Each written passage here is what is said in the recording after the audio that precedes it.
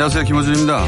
미국 때론 우리를 배신했다. 지난 월요일 조선일보의 사설 제목입니다. 1905년 루즈벨트 미 대통령의 사절 단장 윌리엄 탭트 장관이 대한제국 방문 전 일본에서 가스라다로 총리와 일본의 한국지배를 승인한다는 가스라 탭트 밀약을 이미 맺었다. 말하자면 미국이 우리를 배신했다. 트럼프 김정은 회담 역시 남한을 위협하는 북핵은 그냥 두고 미국을 위협하는 ICBM만 제거하는 미국의 배신이 있을지 모른다. 이런 주장입니다. 오래 살고 볼 일입니다. 조선일보가 한미 공조가 아니라 미국의 배신한 단어를 언급하는 날이 다오네요. 일제 36년도 통일 안 된 것도 미국 탓이라니 2010년 조선일보 사설 제목입니다. 그 사설에 이런 내용이 나옵니다. 미국이 일본의 한반도 식민 지배를 눈 감아준 게 잘못이란 건 모든 게 미국 탓이라는 주장이다. 아무리 반미가 남는 장사고 미국 때리기만 하면 박수 받는 세상이라지만 이런 주장을 할 때 국제사회가 한국의 나라를 어떻게 볼 것인가. 10여 년 전 조선일보는 가스라 탭트 밀약은 미국의 배신이 아니라고 했었습니다. 이제는 조선일보도 미국이 때로 우리를 배신하기도 한다는 당연한 국제현실을 비로소 깨닫기 시작했다면 그건 반가운 일입니다만 그 전에 그동안 미국이 때로 우리를 배신한다며 미국을 비판하던 인사들에 대해 반미, 용공, 종북이라는 딱지 붙여왔던 거 그건 일단 사과해야죠. 그때는 생각이 짧았다고. 안 그래요 조선일보? 김어준 생각이었습니다.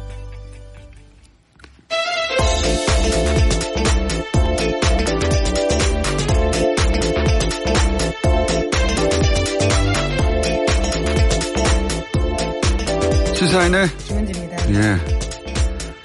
오늘은 또 휴일입니다. 네, 6월 6일 현충일이더라고요. 예, 와서 알았습니다.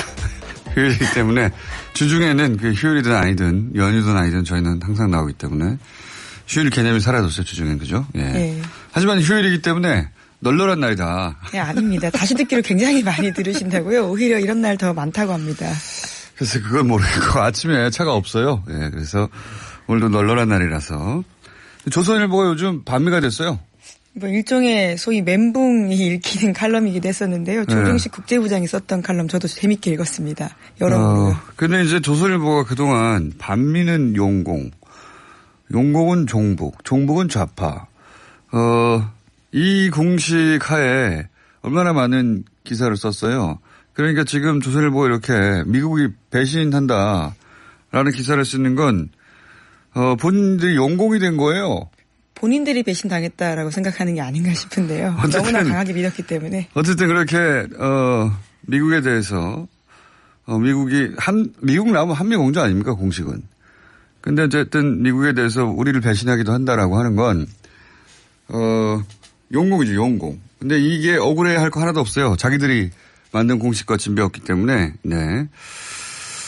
여하간 최근에 벌어지고 있는 이 프로세스들이 정치 지형을 엄청나게 바꿀 텐데 보수가 수십 년째 사용했던 공식으로는 지금 해석이 안 되는 현상들이거든요. 네, 사실은 한미 공조 지금 굉장히 잘 되고 있습니다. 그러니까요. 발자국을 점점 맞춰가고 있거든요. 이제 그런데도 불구하고요. 이렇게 지금 해석이 안 되는 상황이기 때문에 배신했다라는 이야기까지 하고 있는 그러니까 과거의 공식으로 계속해서 논평하니까 이 프레임을 선점할 수도 없고 그 프레임으로 대중을 설득할 수도 없고 자꾸 뒤처지는 거예요. 보수가 사실은 이럴 때 더 앞서가서 새로운 아젠다를 제시할 수 있어야 되는데 그러지는 않고 옛날 공식대로 세상을 보니까 아노미 상태입니다. 지금 보수가. 반미를 하고 있어요. 예.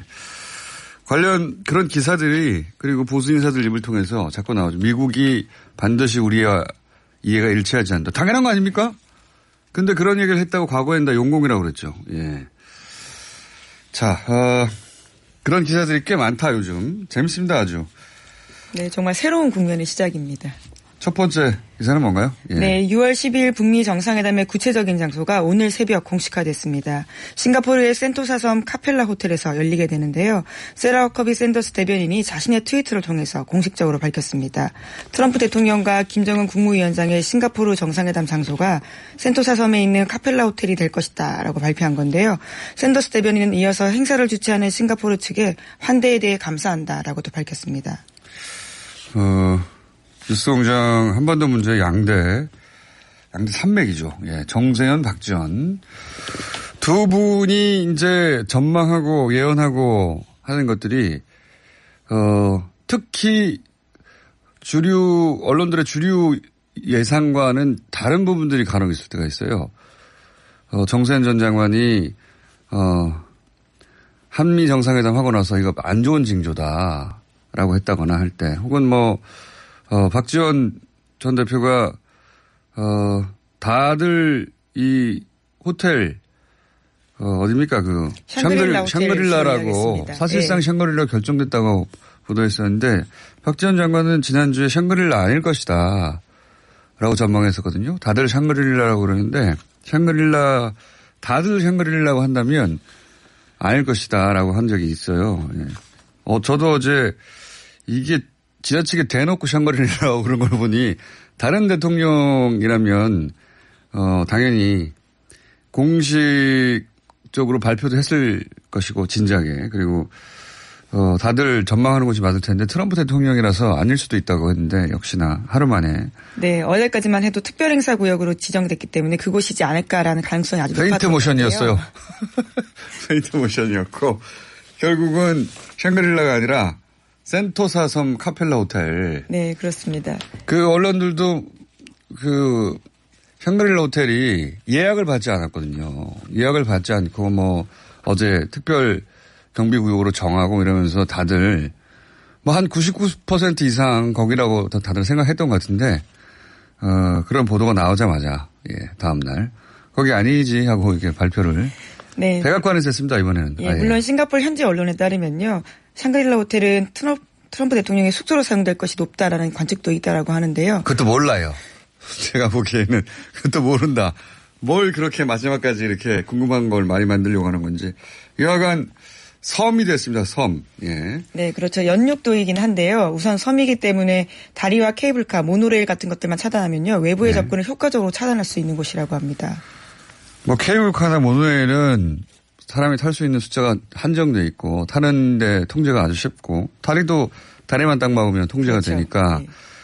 그런 면에서 보안의 측면에서 그리고 섬이 좋잖아요. 예. 여러 가지 점에서 숙박도 거기서 할지는 아직 모른다. 예, 그 사실까지는 아직 공개하지 않았습니다. 다리, 케이블카, 모노레일 차단하고 배로 올지도 모르죠. 모르는 겁니다. 예. 지금 현재 상황으로는 그렇게 올 수도 있다라고 저는 그런 가능성도 열어둬야 된다고 생각하는 게 다리에 두 사람이 동시에 도착할 수가 없잖아요. 다리가 하나인데 차가 나란히 갑니까? 예. 누가 먼저 도착하느냐를 두고도 언론 보도가 굉장히 있을 것이고 누가 먼저 도착하느냐를 두고도 서로 의존하는 쪽에서 니네가 먼저 도착해라. 아니다 니네가 먼저 도착해라 이런 얘기도 할 거거든요. 예, 여전히 그런 기싸움이 벌어지고 있는 것 같습니다. 모르죠.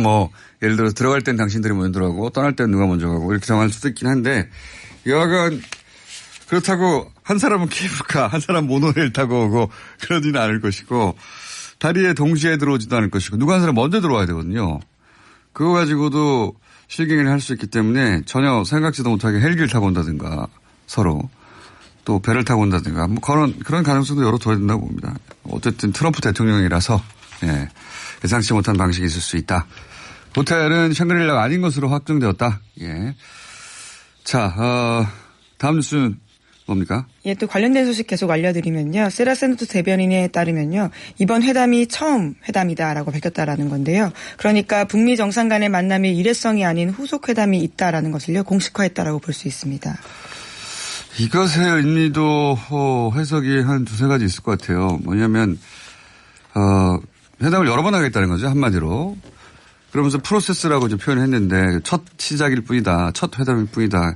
그래서 강조하는 걸 보면 올해 이제 중간선거가 있잖아요. 그렇죠. 11월 달에 있습니다. 미국에서. 중간선거에서 이 상원, 지금 이미 상원이 50일 때 공화당 50일, 하원이 47명. 47명인데 두 사람 민주당 성향이에요. 그렇죠. 무소속 2명까지입니다. 예. 그래서 50일 때 49로 간신히 한 석 차이인데 사실상 뭐 두 석 차이지만 표차로는 두 석 차이지만 근데 이제 여기서 가끔 한 사람이 빠져나가거든요.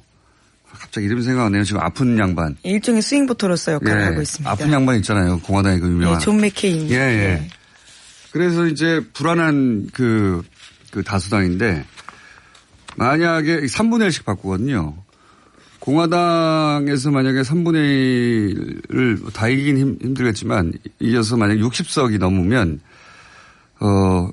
이 조약을 맺을 때는 60석을 넘겨야 돼요. 네, 이상의 동의가 필요하다라고 예. 합니다. 그러니까 지금보다 9석이 더 늘어나야 되는 거거든요. 예, 단순 가반이 아니다라는 건데요. 문턱이 그렇죠. 훨씬 높습니다.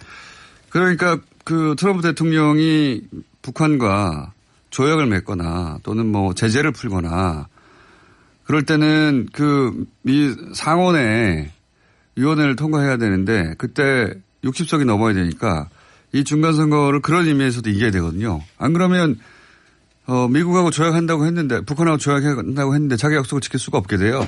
그런 의미에서도 제가 보기엔 중간선거까지 최소한 한 번 혹은 두 번을 더 만나지 않겠냐.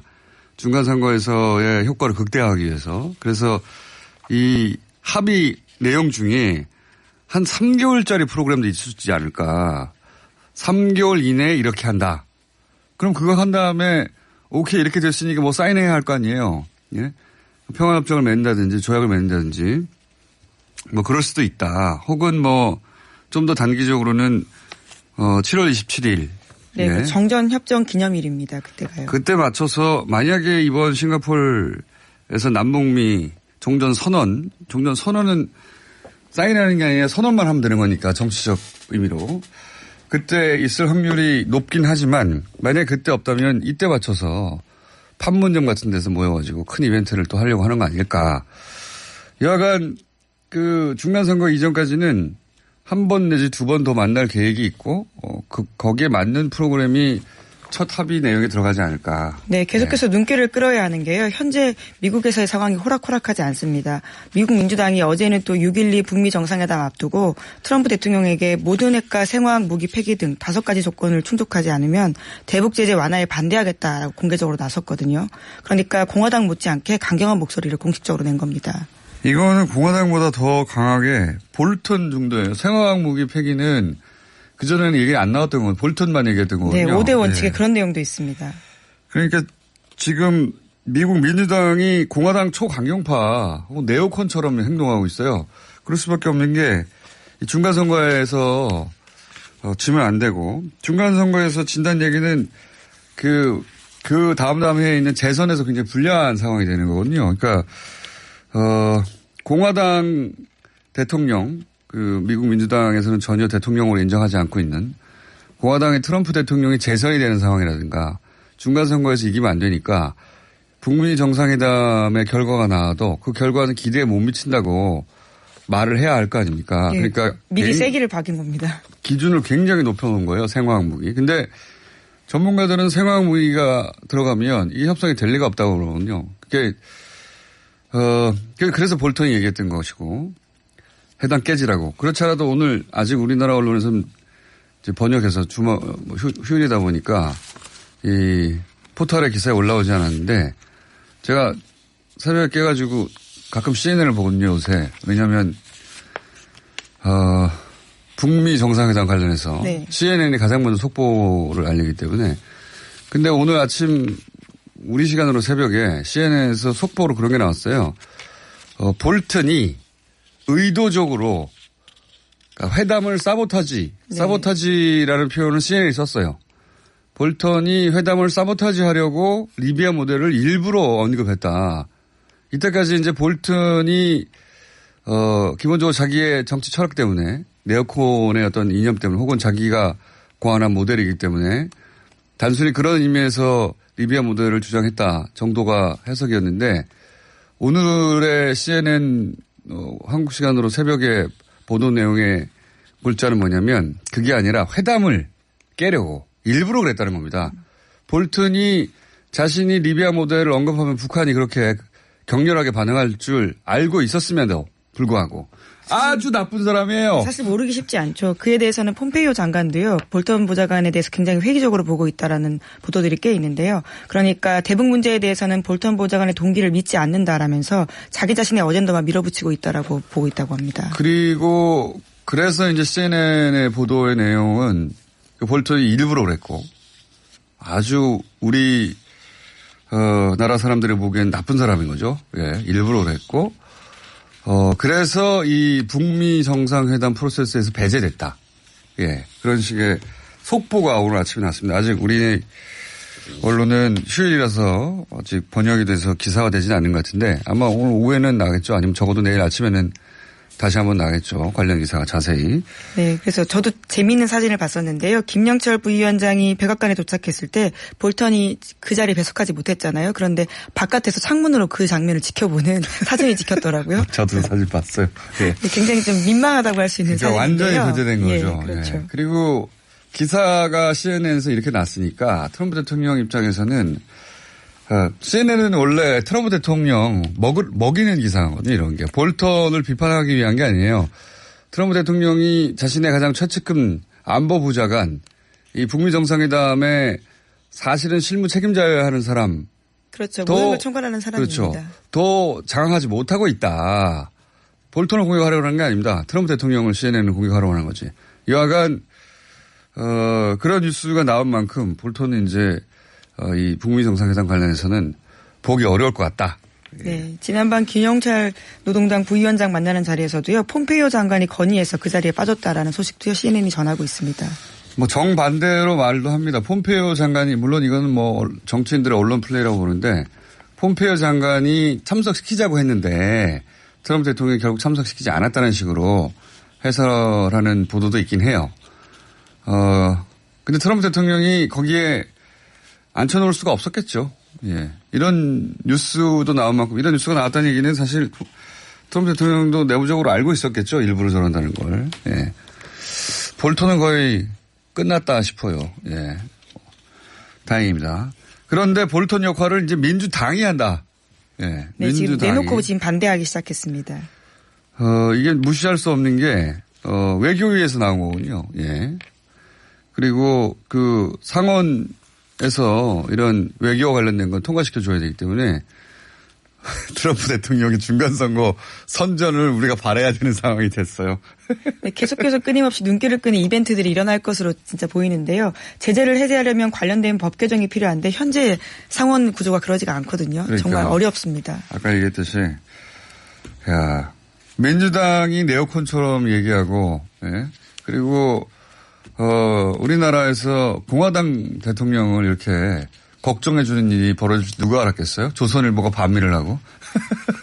저 정말 새로운 국면의 모든 시작입니다. 예, 완전 지형이 바뀌고 있고 이게 만약에 정상회담이 성공적으로 끝나고 종전선언이 되고 평화협정까지 맺어지면 완전히 새로운 지평이 열리는 거거든요. 네, 그렇죠. 그런데 이 지평을 제대로 읽지 못하면 정말 소위 바보가 될 수 있는 상황이기 때문에요. 그러니까요. 옛날 방식으로 계속 똑같은 논리를 들이대면 바보 되는 거예요. 정말. 그런 상황이 벌어지고 있고 이제 한반도 프로세스에 찬성하는 쪽과 찬성하지 않는 쪽으로 과거에는 진보 보수를 정북이냐 아니냐로 나눴다면 이제는 그 기준이 달라지는 네, 평화 체제와 관련되어 있는 새로운 국면이 시작되는데 그 국면을 읽지 못하면 예. 그럼 옛날 사람 되는 겁니다. 정말 수십 년 전 사람 되는 거예요.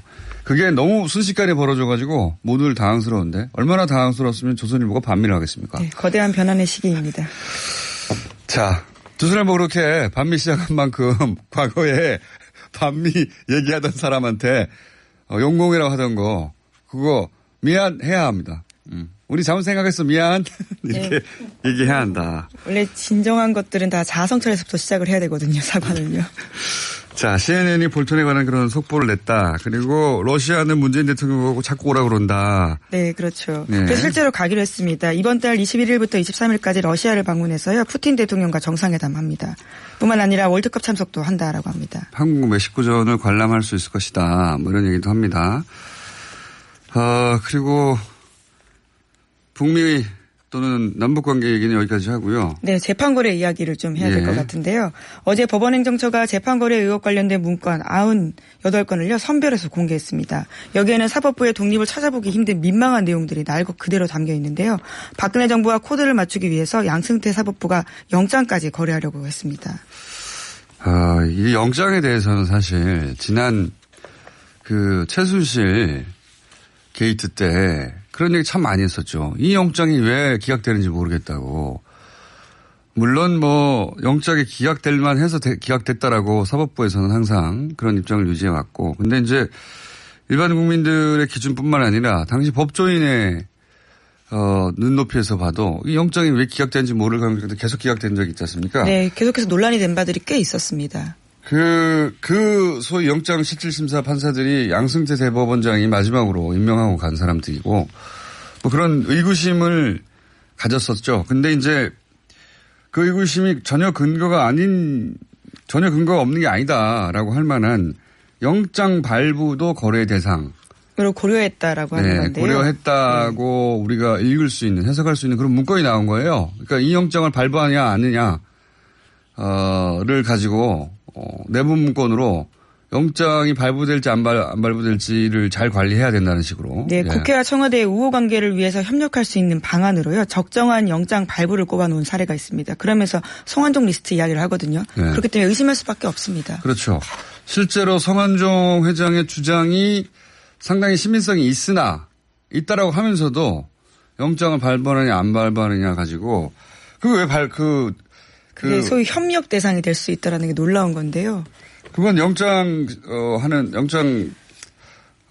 판사가 판단할 일인데 법원 행정처. 네, 오로지 법리로만 판단하지 않았다라는 거죠. 법원 행정처, 그러니까 소위 이제 대법원장의 오른팔들이 왜 그걸 문서로 만들고 있습니까? 협력의 대상이 될 수 있다고.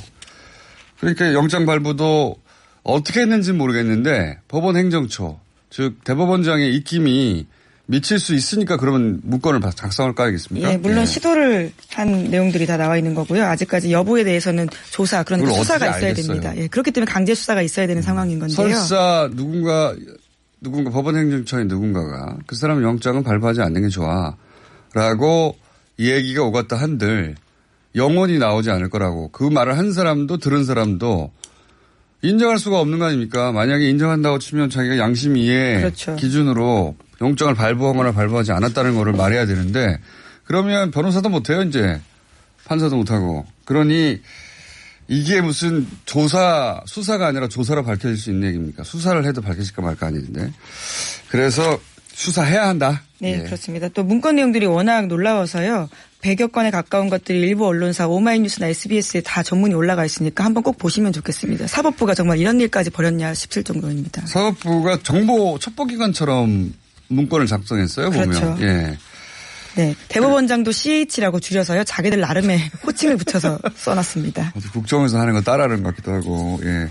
어쨌든 사법부의 국정원화가 진행되고 있었다. 저는 그렇게 해석합니다. 자, 오늘 여기까지 하겠습니다. 시사인의 김은지였습니다. 감사합니다.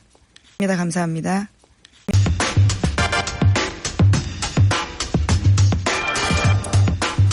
지방선거가 이제 일주일밖에 남지 않았습니다. 네, 그래서 아마도 지방선거 전에는 마지막 시간이 있을 것 같은 덩치 매치. 예, 하필 오늘 휴일이라 널널합니다. 박시영 윈지코리아 부대표님 나오셨습니다. 네, 반갑습니다. 박시영입니다. 배종찬 리서치 본부장님 나오셨습니다. 안녕하십니까? 네. 안녕하십니까? 배종찬입니다. 안 하십니까? 네. 네네. 잔디입니다. 잔디. 자, 헤어스타일이, 강잔디예요, 강잔디. 강철로 만든 잔디 같은. 네, 요즘에 선거일이 얼마 남지 않아가지고 좀 더 세웠습니다. 촉각을.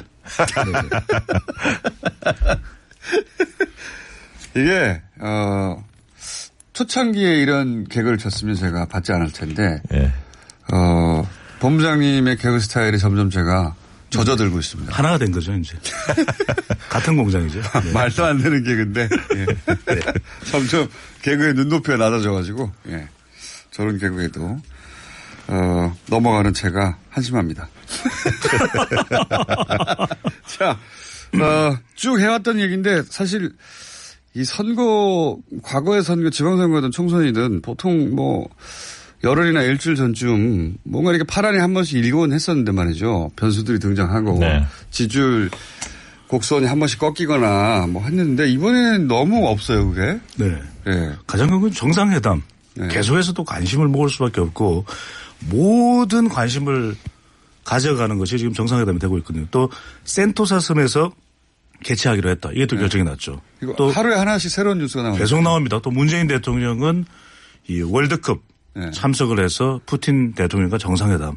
계속 뉴스가 쏟아지니까요. 이번 선거는 여당 심판이 아니라 야당 심판. 이 선거 구도가 오래전부터 형성이 됐습니다. 그러다 보니까 여러 가지 이슈가 약간의 출렁임이 있었지만 판을 바꿀 정도는 아니었다는 거죠. 이거 과거 선거에 비하자면 선거가 뭐 보통 본선거 그 공식 선거운동 시작되면 그때부터 뭔가 많이 출렁이는데 네네. 예. 역전되기도 하고 뭐 곡선이 확 튀기도 하고 이번에는 그런 게 너무 없어서 없습니다. 없고요. 예. 제 배만 출렁거립니다. 배도 굉장히 크기에 비해서는 단단해 보이는데요. 아닙니다. 좀 살짝 누르면 쑥 들어갑니다. 네. 자, 그러면 그래도 한번 짚어보겠습니다. 네. 이슈가 아예 없는 건 아니니까. 서울시장 선거부터 얘기해보자면 여기는 이제 단일화가 가장 큰 이슈였던 것 같습니다. 예, 워낙 두 후보와 지금 현직 시장과의 격차가 뭐 여론조사 기간마다 조금씩 차이가 나긴 하지만 2배 이상인 건 거의 똑같아가지고. 네. 네. 그래서 뭐 이렇게 2번, 3번 갈라져서는 안 된다. 그러니 어떻게든 단일화 하지 않겠나. 왜냐하면 캐치프레이즈도 똑같아요. 네. 일부러 맞췄나 보다 이렇게 생각될 정도고. 바꾸자 서울. 예. 네. 캐치프레이즈가 똑같은 경우는 처음 봤어요, 사실은. 네. 예. 2번, 3번 간에. 그러니까 그리고 물밑에서 단일화 협상을 계속해 왔다니까 나중에 단일화 하더라도 캐치프레이즈를 바꾸지 않도록 서로 그 정도로 맞춘 게 아닐까 싶을 정도인데. 네. 그전에는 지금 홍준표 대표가 그전에는 뭐 당대당 연대 후보 단일화는 없다. 후보끼리 알아서 한다. 이렇게 얘기하다가 지금 판세 워낙 안 좋으니까 본인이 나서서 이제 뭐 앉혀서 사퇴해라. 당대당 통합 이런 얘기까지 할 정도인데요.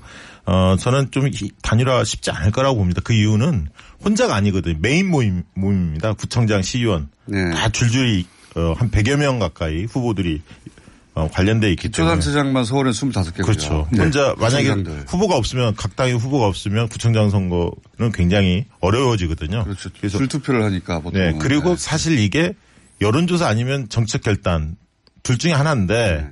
여론조사 사실 방식에 합의하기 쉽지 않습니다. 왜냐하면 다자구도에서 김문수 후보가 최근에 안철수 후보를 근소하게 앞서는 조사 결과가 많이 나오고 있고요. 양자 대결, 박원순과 가상 대결에서는 안철수 후보가 김문수 후보보다 좀 앞서는 조사들이 많이 나오고 있습니다. 어떤 여론조사를 할 것인가 이것도. 예, 그 문제도 있고 네. 오늘 아니면 내일밖에 없습니다. 왜냐하면 모레부터 사전투표가 시작되기 네. 때문에 이런 부분이 있고 제가 볼 때 좀 명분 쌓기 아니냐. 선거 패배가 거의 기정사실화되는 상황에서 우리도 열린 자세로 뭔가 단일화에 나서려고 했었다. 이런 어떤 명분 쌓기 아닌가 이런 생각도 듭니다. 근데 결국 단일화에서 가장 중요한 건 단일화 하고 난 이후의 결과입니다. 과연 시너지 효과가 있느냐. 근데 유권자들이 지지층들이 안철수 후보의 지지층과 김문수 후보의 지지층이 결합이 되려면 연결고리가 있어야 되는데 이념적으로도 연결이 안 되고 또 정책적으로도 연결이 안 된다는 것이거든요. 그러니까 이념적으로 비슷하지 않나요? 조금 다릅니다. 아, 그런가요? 네. 잘 못 느껴서 요즘에. 그냥 퉁치면 안 됩니다. 네. 통째로 분석을 하시면 안 됩니다. 근데 이렇게 되면 단일화는 했는데 정작 유권자들은 결합이 안 된다. 뿔뿔이 흩어져 버리면 이건 효과가 없는 것이거든요. 그러니까 2002년 대통령 선거에서 정몽준 후보가 마지막에 지지 선언을 사퇴하더라도 철회하더라도 뭉칠 수 있었던 것은 반 이해창 전선이 만들어졌던 것이거든요. 그러면 지금 두 후보의 지지층들이 반 박원순 전선으로 뭉칠 수 있냐. 그렇게 보기 좀 힘들어요. 이게 재미있는 조사 결과를 봤는데 원래 이제 지금 국면에서는 워낙 박원순 후보가 앞서 있기 때문에 김문수 안철수가 단일화됐을 때 1+1이 2가 아니라 한 3 이상이 나와야 하는데 안철수 후보의 지지율을 봤더니 가상대결에서도 1+1은 2 정도밖에 안 나오더라고요. 두 후보의 합 정도가 최대치인 거예요. 그렇기 때문에 시너지 효과가 제한적이라는 거죠. 물론 뭐 실제 이루어지면 극적으로 그 극적 효과 때문에 좀 더 올라갈 수도 있습니다. 예. 그리고 합쳤을 때 시너지 효과는 김문수 후보보다는 안철수 후보가 더 큰 거는 맞는 것 같고 여론조사로는 그게 큰 차이는 없지만 근데 이제 후보 자체 경쟁력으로는 김문수 후보가 더 높다고 나오니까 예. 네. 다자구도로 치러지면 아마 김문수 후보가 안철수 후보보다 득표를 더 얻을 가능성이 있습니다. 우리가 어느 쪽에 효과가 있느냐를 보면은 이념적으로 그래도 중도 쪽에 이 안철수 후보가 더 와 있거든요. 그러니까 양극단으로 가 있는 경우에는 좀 시너지 효과가 좀 적습니다. 그러니까 중간 쪽으로 더 와 있는 후보일수록 통합을 하게 되거나 단일화를 하게 되면 더 시너지 효과가 높다. 몸까지 그렇게 쓰실 건 없지 않습니까? 네. 근데 몸부림을 칩니다. 근데 시민들은 관심이 없는 것 같아요. 이 사안에. 그러니까 일단 김문수 후보와 안철수 후보에게는 이게 듣기 좋은 소리는 아닌데 제가 최근에 김문수 후보가 서울시장에 출마한 줄을 모른다는 얘기도 들었어요, 사실은. 언론 보도량도 적기 때문에 네. 안철수 후보가 출마를 했는데 서울시장에 출마했는지 모른다는 얘기도 들었고요. 시장 통해서 삶을 바꾼 분들, 시장 통이 꼭 아니더라도. 이거 검색어 순위로 보면 뭐 경기도지사 선거가 제일 관심이 많고 네. 이재명 남경필 이쪽이 많고 네. 박원순 안철수 김문수 이쪽은 검색량 자체가 별로 높지 않은 화제가 안 되는 그런 그래서 이분들이 이제 남북 혹은 북미 정상회담의 최대 피해자라고 스스로 생각할 수 있는 분들이에요. 그렇게 생각하는 건 좀 아전인수 아닌가요? 아니 그분 다시 자신들은 그렇게 생각할 수 있죠. 근데 저는 마지막까지 단일화의 가능성이 낮지만 있지는 않을까 하는 생각도 하긴 합니다. 그래서 이번 지방선거를 보면 이제는 후보들도 다른 선거 방식을 택할 필요가 있는 것이거든요. 지방선거에 지방이 없다. 서울시장 선거에 서울이 없다. 그렇다면 뭔가 다른 각도로 유권자들이 관심을 가질 수밖에 없는 그런 좀 선거운동 방식을 만들어줄 필요도 있는 거죠. 왜냐하면 똑같은 선거 방식, 똑같은 공약을 보면 유권자들도 무관심해지는 거예요. 시큰둥해지는 것이죠. 사실 공약은 좀 차별화되는 건 있어요. 그러니까 예를 들면 김문수 후보 같은 경우 재개발 재건축 바로 네. 도장 찍겠다. 안철수 후보는 뭐 국철 지화. 네. 뭐 이런 예를 들면 선명한 이슈는 있는데 중요한 거는 후보들에 대한 신뢰도 세력에 대한 신뢰도가 별로 높지 않다 보니까 단일 그런 어떤 캠페인이 효과를 발휘하지 못하고 있는 거죠. 이분들이 가장 우려할 사항은 15%를 못 넘는 겁니다. 주범입니다. 선거비용 보전 때문에 그런 거죠. 15%를 못 넘는다면 김문수 후보는 그나마 조직이 있지 않습니까? 전통의 조직. 막판에 그 조직이, 선거가, 특히 지방선거는 조직의 힘이 세다고 하니, 근데 안철수 후보는 이제 본인 개인의 인지도와 인기만 그렇죠. 가지고 가야 되니까. 지난 대선 때 서울시장 선거에서 홍준표 후보가 20.8%를 얻었는데, 네. 김문수 후보는 뭐 18에서 20 정도를 얻을 가능성이 있다. 이렇게 좀 예측을 하고 있습니다. 근데 이제 반면에 이제 안철수 후보는 22.7%를 얻었거든요. 서울에서. 근데 본인이 얻은 유승민 합치면 거의 30%인데 본인이 얻은 득표보다도 훨씬 밑돌 가능성이 많은 것 같습니다. 이번 서울시장 선거가 그래서 당선자가 누구인지도 중요하겠지만 우리가 누가 당선될지 뭐 지금 뭐 선거 여론조사 결과는 있지만 예단할 수는 없는 것이고 그다음에 누가 또 2등을 하느냐도 매우 중요하고. 그게 이제 지방선거 이후에 보수 정계 개편이 굉장히 중요하다고 얘기를 하죠. 그것도 중요한데 두 인물에게도 매우 중요합니다. 김문수 후보는 과연 정치 생명을 더 이어가느냐. 2위 하면 이어갈 수 있다. 안철수 후보는 다음 대선의 기반을 만드느냐. 그래서 저는 이 서울시장 선거만큼은 당선자도 중요하지만 이 세 후보의 결과도 중요하다. 아니 저는 그렇게 생각하지 않습니다. 아니 1위 후보하고 거의 40%포인트 차이가 나는데 설령 20% 내에서 2, 3위가 결정되는 게 무슨 의미가 있습니까? 왜 화를 내시죠? 둘 다 정치적 타격이 큰 거죠. 그러니까 저는 그 언론이 만들어낸 얘기다. 2, 3위 그 근소한 차이가 무슨 의미가 있습니까? 1위 후보하고 차이가 별로 없을 때. 의미 부여를 어떻게 하냐의 문제인데. 저는 그건 또 국민들이 인식하고 벗어난 여의도식 해법이라고 생각하는 거죠. 제가 여의도에 살고 있습니다. 네. 네. 최고 잡는 개구에 제가 자꾸 넘어가서 제가 조심해야 되겠다는 생각을 자꾸 합니다. 주의해야겠구나. 네. 자, 어쨌든 단일화 이슈는 여전히 살아있고요. 만약에 단일화 된다면 그 깜짝 효과 때문에 지금의 여론조사보다는 단일 후보가 더 많이 얻을 수는 있다라는. 네. 효과가 없지는 않을 겁니다, 분명히. 근데 얼마만큼 있느냐의 얼마만큼 있느냐 문제겠죠. 그리고 만약에 그 후보 뭐 어떤 기준에 의해서 후보가 한 사람으로 정해지거나 혹은 한 사람이 사퇴하게 된다면 그 사람이 입을 타격도 만만치 않을 거라고 봅니다. 그게 누군지 간에. 자, 또 한 곳의 관심사가 민주당이 일단 여론조사상으로 여론조사가 반드시 득표로 이어지지 않는 경우도 많이 있긴 합니다. 투표 결과로 이어지지 않는 경우. 과거 지지난 지방선거 때는 완전히 달랐죠. 네. 네, 2010년. 예, 그때는 완전히 달랐는데 이번엔 아직 뭐 투표를 열어봐야 알긴 하겠으나 민주당이 대부분의 그 광역단체에서 그 TK 지역을 제외하고는 앞서가는데 제주만 네. 앞서지 못하고 있었는데 여기는 또 상황이 어떻게 돼갑니까?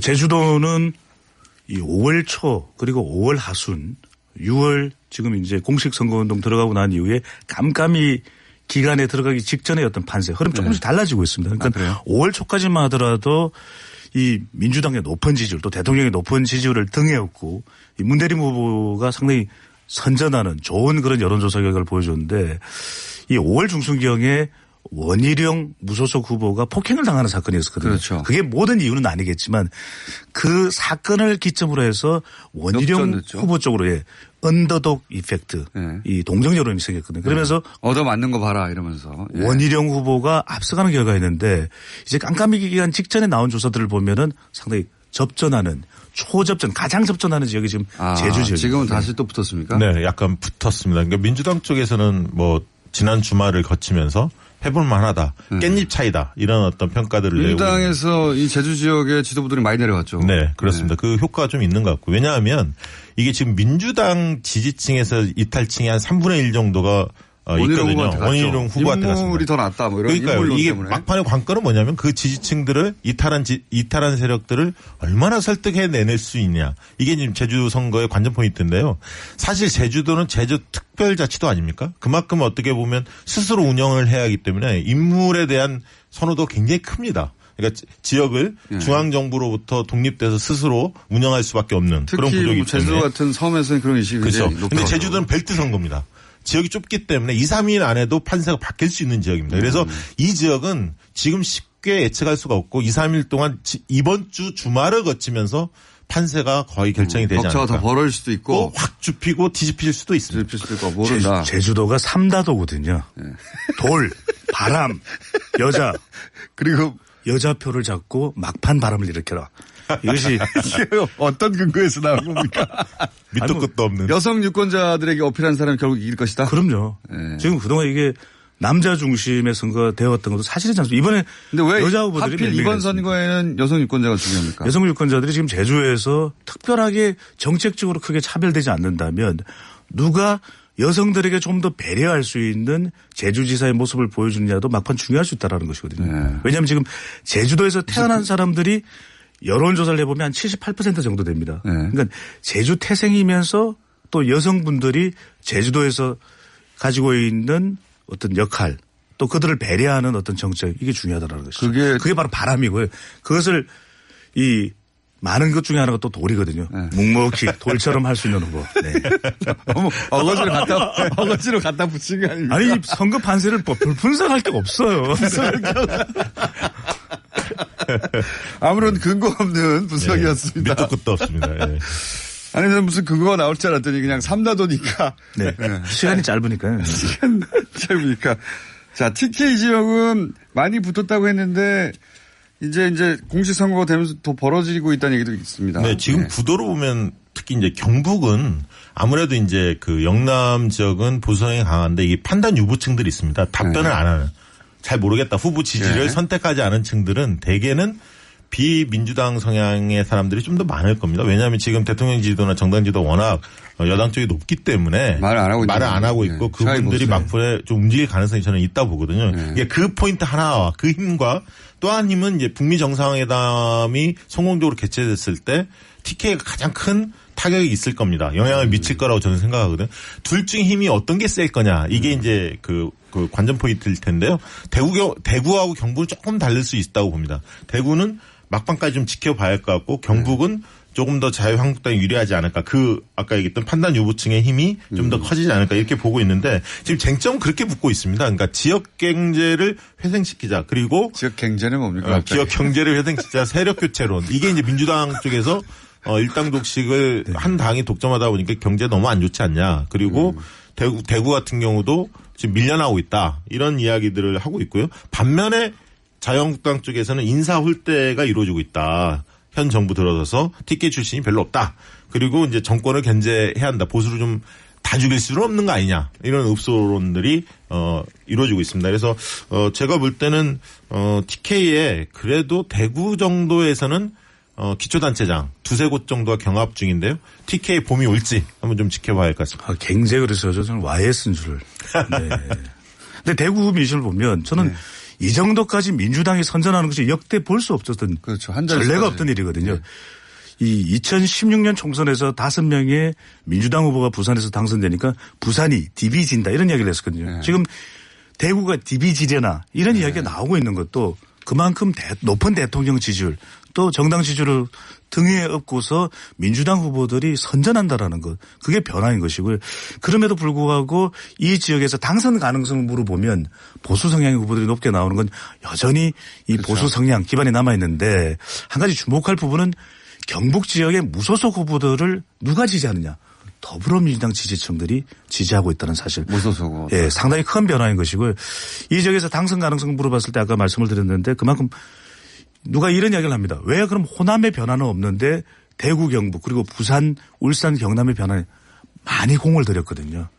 이 영남 출신 그리고 부산 출신의 대통령이 민주당 후보로 탄생하지 않았습니까? 그만큼 많이 공을 들인 만큼 지난 수십 년 동안 이 보수 정치 세력도 호남에 많은 사실은 공을 들였어야 됩니다. 그 변화를 통해서 후보를 안 낸 경우도 많았으니까. 네, 그러니까요. 후보에도 안 냈죠. 그러니까 안 낸 지역이 많죠. 저는 이게 어느 지역은 왜 특정 후보만 찍고 특정 정당만 찍느냐라는 것은 얼마만큼 정말 진정성 있게 공을 들였냐. 이것이 저는 아니 지난 총선 때 네. 호남에서는 국민의당 같은 경우도 있었잖아요. 민주당을 경쟁하는 정당이. 그런 반면에 영남은 그런 정당이 거의 없었죠. 그렇기 때문에 좀 차이가 있다고 보여지고요. 지금 대구가 바뀌려면 만약에 민주당이 승리한다면 50대 표심을 먹어야 하는데 PK 같은 경우는 부울경은 50대가 민주당 지지가 높습니다. 민주당 후보들이 앞서고 있거든요. 그러나 대구에서는 아직은 그 자유한국당 후보가 앞서고 있기 때문에 50대 표심을 유심히 봐야 할 것 같습니다. 세대 대결 구도가 대구도 강했습니다. 짧게 말씀드리면 대체로 나오는 선거 여론조사에 일관되게 보여주는 모습이 20대, 30대, 40대는 민주당 쪽으로 50대, 60세 이상 이 자유한국당 쪽으로 간다면 이 보수 표심의 변화, 영남권 특히 TK에서 반드시 저는 새겨둘 필요가 있어 보입니다. TK 지역에서는 어쨌든 대구는 뭐 붙었다라는 여론조사 결과들 꽤 있었는데 최근에는 다시 벌어지고 있다. 대구 쪽에서는. 대구는 그렇게 많이 안 벌어지고 경북은 좀 벌어지는 양상. 오히려 경북이 더 많이 벌어집니까? 예. 그래서 변수는 이제 그 보수가 붕괴된다. 보수 위기론과 북미 정상회담 효과 어느 쪽이 더 크냐에 따라 결론이 날 것 같다는 분석이고요. 자, 이 그 광역단체 중에 지금 언급하지 않은 것 중에 변수가 될 만한 것이 있습니까? 최근에? 여론조사에 저는 뭐 거의 없는데요. 끝까지 좀 지켜봐야 할 거는 이제 경남하고 울산 정도인데. 경남, 울산. 좀 차이가 그래도 꽤 유의미하게 나오고 있습니다. 어제 노컷 뉴스 보도로 경남이 다시 붙었다. 이런 보도가 있긴 있었어요. 그게 어떻게 된 겁니까? 민주당에서 이제 자체 조사를 여러 번 하는데 네. 아마 이제 과거에 조사했던 것 중에 하나가 과거예요? 예. 과거라면 얼마나 과거를 한 1, 2주 전에 조사했던 결과가 일부 10%포인트 네. 격차를 좀 보인 조사가 있었던 모양입니다. 그러나 민주당 입장 그 뒤로 또 조사한 것은 지금 언론사에서 조사한 흐름하고 거의 비슷한 좀 더 벌어진. 2주 전쯤에 그렇게 붙었던 여론조사가 하나 있긴 있었는데 네. 근데 그게 왜 2주 후에 보도된 거죠?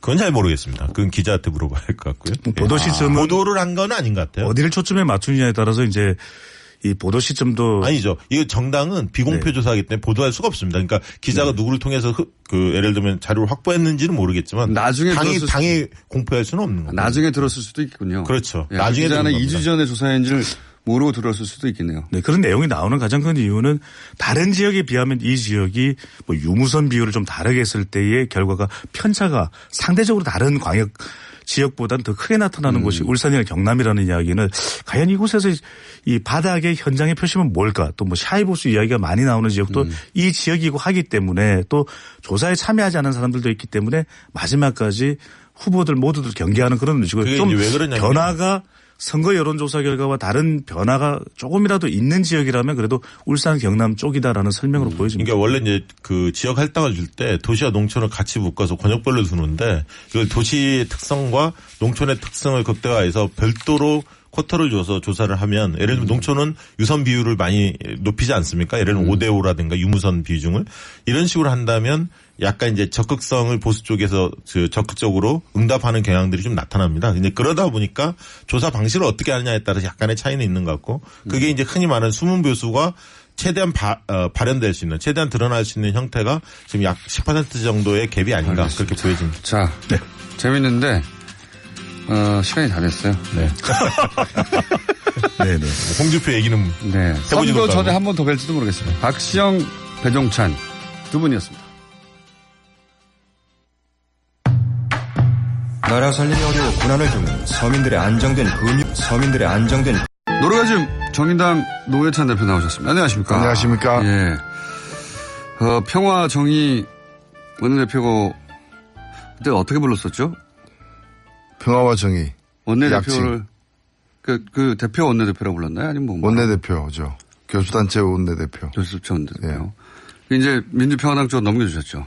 예, 제가 4월과 5월을 했고요. 예. 6, 7, 8월은 평화당 장병환 대표가 또 하고요. 그다음에 다시 그다음에 이제 정기국회 9월, 10월은 제가 하게 돼 있습니다. 그렇게 한번 해봤더니 어떻습니까? 어지럽습니다.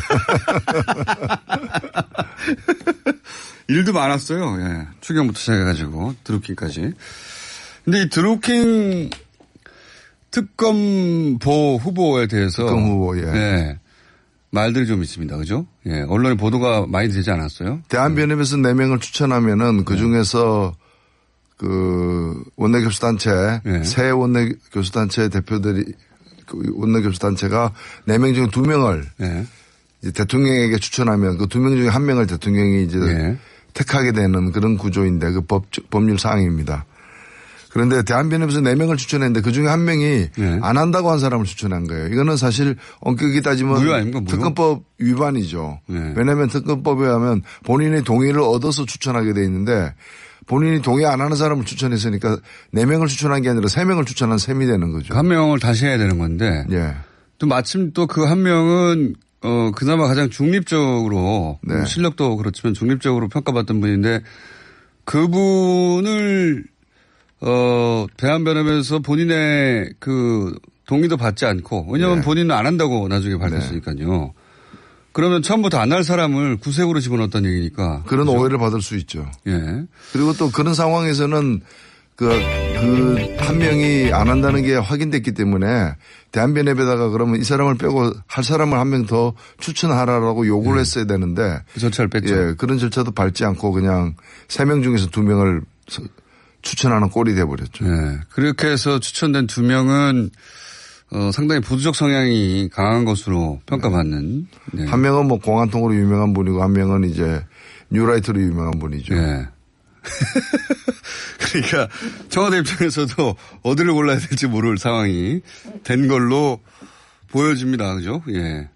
왜냐하면 어느 쪽도 다 보수 성향이 뉴라이트도 뭐 당연하게 이명박 전 대통령 시절에 이제 주류 보수였죠. 뉴라이트가 당시에는. 예. 그리고 또 한 분은 박근혜 정권 시절에 잘 나갔다고들 평가하는. 예. 그래서 보수 성향이 두 분 다 강한 후보가 올라가 있습니다. 그 중에 한 분을 골라야 하는. 예. 자유한국당에서는 좋겠어요. 입장에서는 이 특검을 관철시킨 자유한국당 입장에서는 여하간 특검보 선정 과정에 절차적인 문제가 있었는데 그게 크게 보도가 안 됐습니다, 사실은. 네. 네. 저도 그 얘기는 듣긴 들었는데 한 사람이 안 한다고 하는 사람을 처음부터 포함시켰다고. 자, 그런 문제가 있었고요. 그리고 그런 뉴스 그 와중에 자유한국당이 한나라당 시절에 선거 기간 동안 당 혹은 캠프 차원에서 매크로를 돌렸다고 하는 내보고 벌자가 나왔어요. 예. 요거 최근에 검색어로 계속 올라오고 있습니다.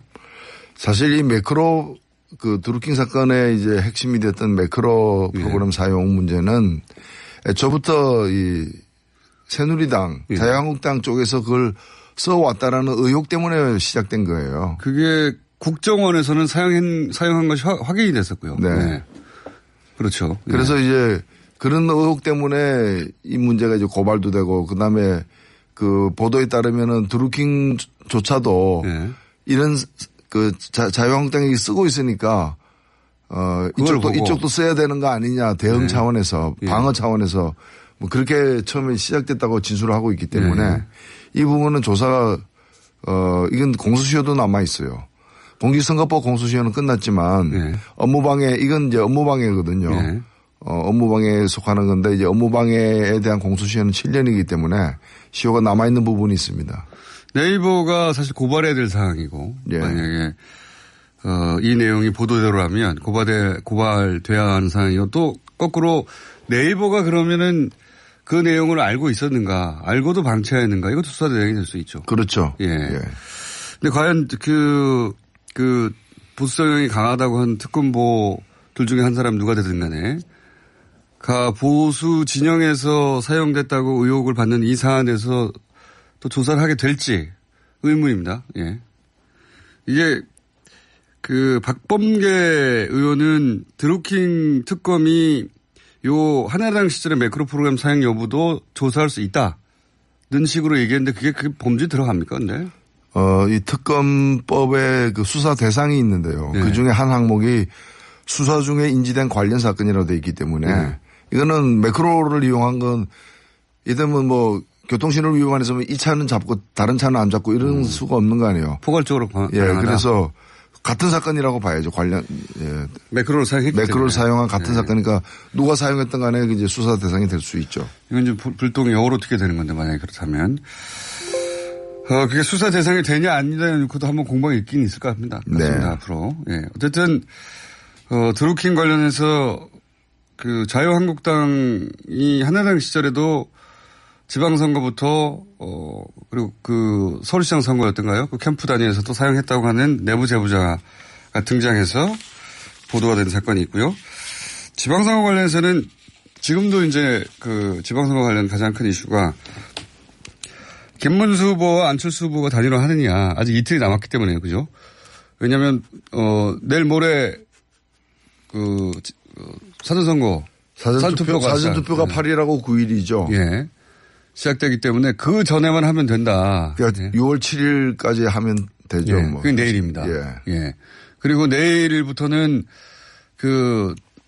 여론조사 결과를 공표할 수가 없지 않습니까?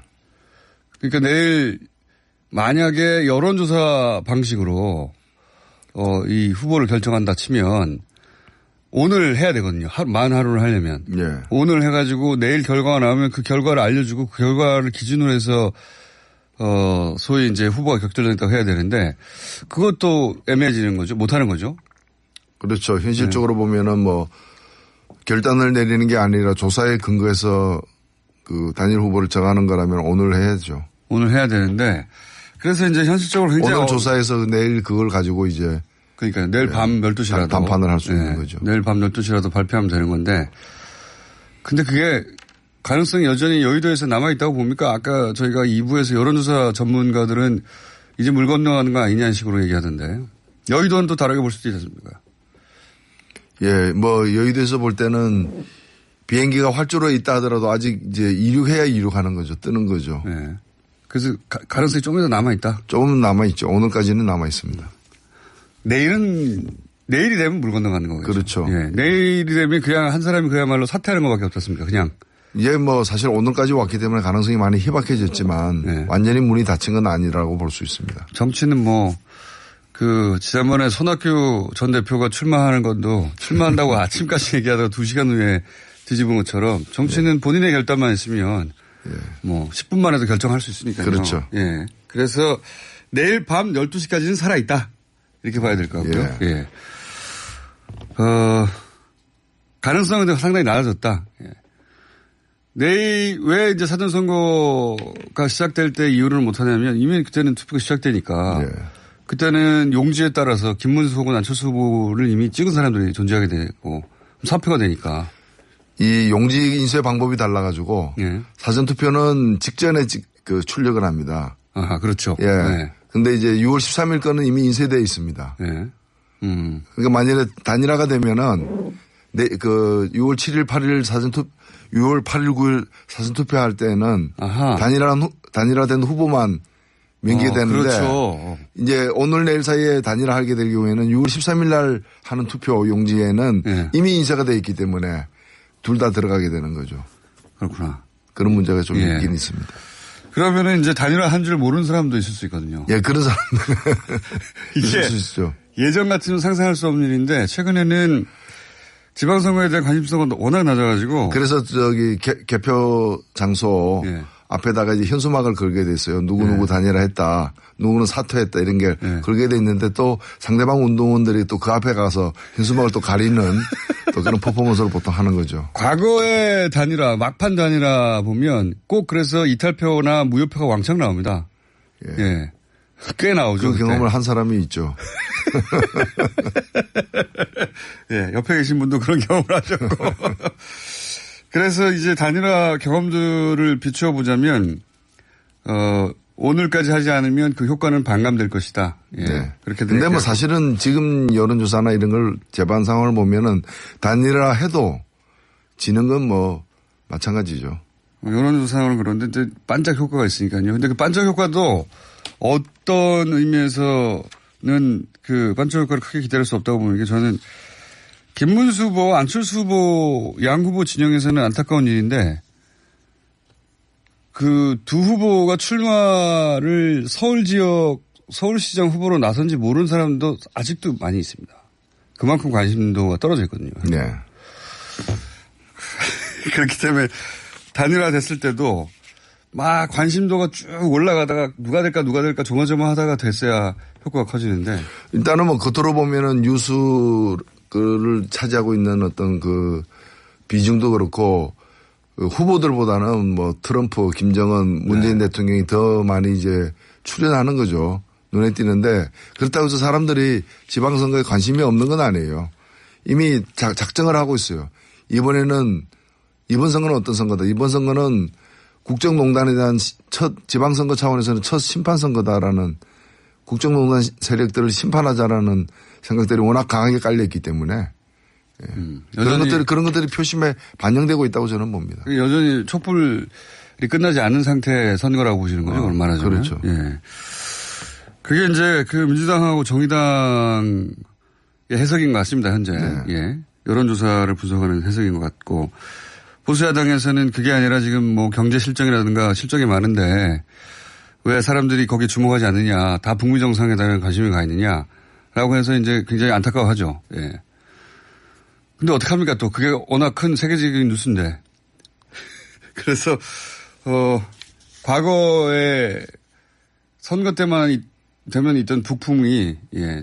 정반대 종류의 북풍이 왔다. 제가 그 경남에서 자유한국당 후보한테 본인한테 직접 들은 얘기인데 이런 선거 처음 봤다. 명함을 주면은 이제 홍보하는 그 명함을 주면 일단 받는데 받아가지고 보고 2번대 있으니까 버리더라. 그 앞에서. 그런 걸 많이 당했다는 거예요. 아하. 그 PK 지역에서요? 그걸 자유한국당 후보가 저한테 그 얘기를 전해주는데 그러면서 뭐, 자기가 제일 많이 듣는 얘기가 뭔지 아시냐 해서 무슨 얘기입니까 하니까 준표한테 준표가 아깝다. 그 전에 그러니까 보수 후보를 찍은 사람들이 네. 이제 그 중에서 일부는 이제 생각을 많이 바꿨다라는 거죠. 그게 그 남북 정상회담의,